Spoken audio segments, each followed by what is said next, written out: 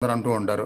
ఆ బయట శత్రువుల వల్లే మమ్మల్ని ఎదగనివ్వట్లేదు, మా అన్నీ దోచుకుంటున్నారు, మాకు మా పనులు ఏది జరగకుండా విజయవంతం అవ్వకుండా అడ్డుపడుతున్నారు, ఇవి కూడా చెప్తూ ఉంటారు కదా.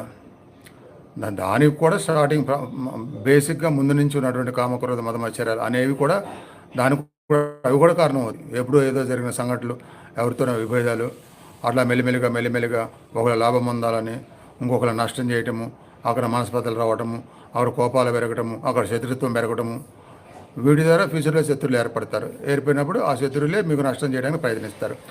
దానికి ముందు ఎక్కడ పడింది బేసు? ఆ కామక్రోధ మదమాశ్చర్యాలు, కోపతాపాలు, స్వార్థము ఇక్కడి నుంచే కదా మొదలయ్యేది.